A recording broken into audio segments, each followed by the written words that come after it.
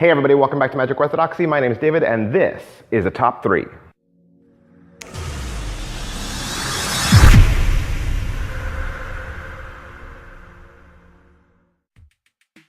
Hey, that's right, this is a top 3 and we're going to look at the top 3 magicians of our generation. Hey, these are the top 3 magicians I think that are currently the best in the world. These are people that are alive right now.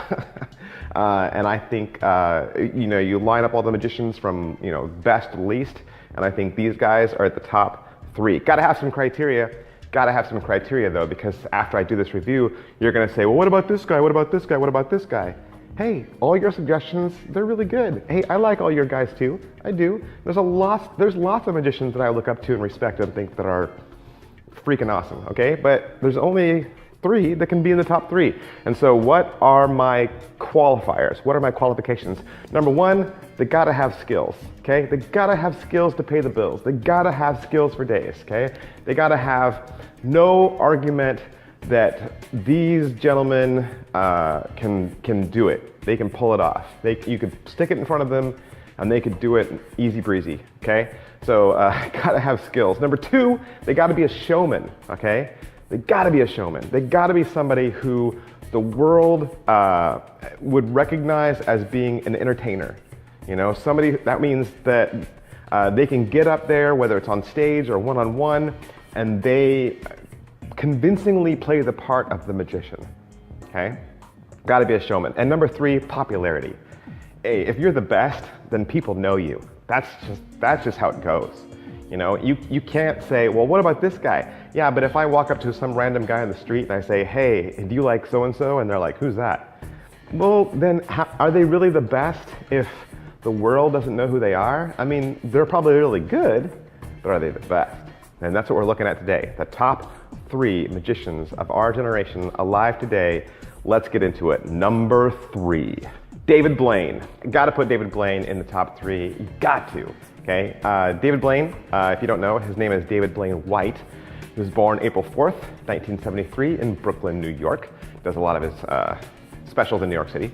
Legend has it that when Blaine was 4 years old, he saw a magician performing magic in the subway, and that inspired him to be a magician.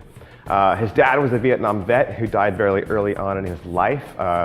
From what David has said, his dad died from a heroin overdose, and he was raised by his mom for the rest of his life, and his mom later died when David was 22. Blaine's first television special, Street Magic, that's been called the best TV magic special ever done and the biggest breakthrough in our lifetime. Hence, top 3.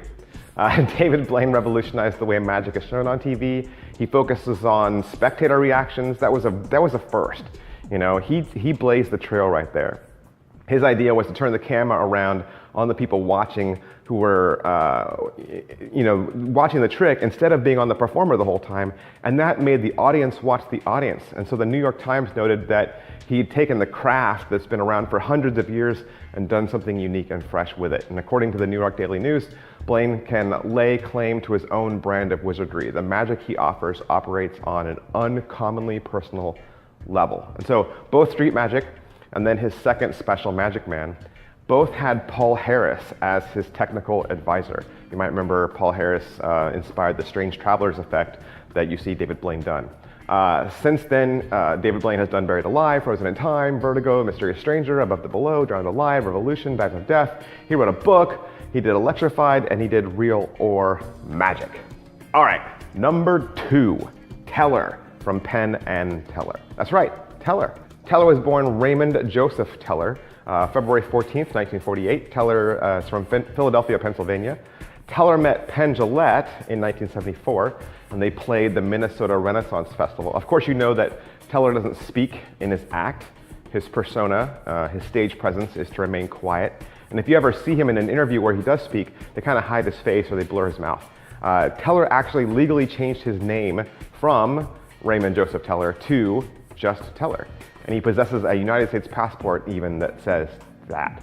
On April 5th, 2013, Penn and Teller were honored with a star on the Hollywood Walk of Fame in the live performance category. Their star is the 2,494th award and it's near the star dedicated to Harry Houdini, so that is kind of cool. And the following day, they were recognized by the Magic Castle with the Magicians of the Year award.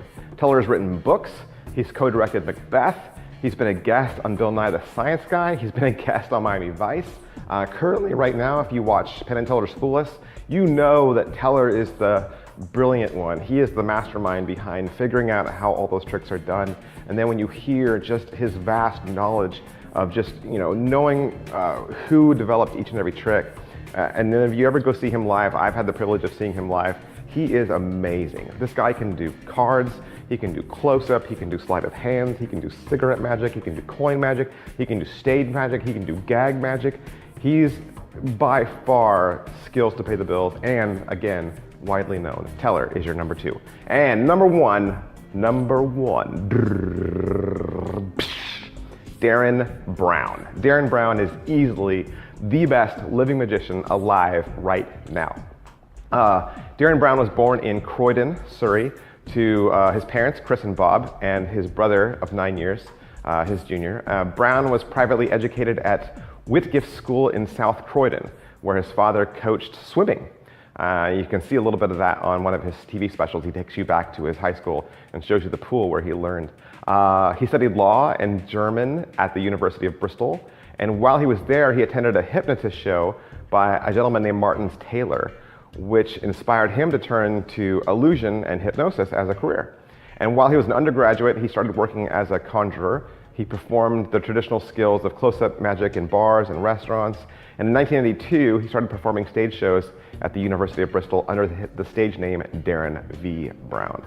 All right, so Derren Brown, he's an English mentalist, he's an illusionist, and since his television debut, Mind Control, which came out in 2000, his popularity has just grown and grown and grown. He's had several stage tours, several television TV specials, he's written books for magicians as well as books for the general public, and he's also a painter. He does caricatures of famous people. Brown does tell people that he doesn't possess any supernatural powers. He does say that. He does talk about how he exposes methods of faith healers and mediums. He makes it very clear in his performance that he doesn't have abilities, but you know what? People just don't believe him. That's how good he is. He can convince people that he has power, even though he flat out says he doesn't. And if you've ever seen him live, he is a magician fooler time and time again. He blows me away. So many of his specs. I've read his books, and I still don't know how they're done.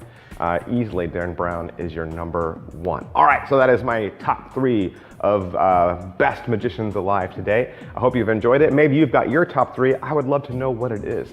Put it down in the comment section below. Let me know what your top 3 is, and we'll have a fun discussion about that. All right, see you later. Bye.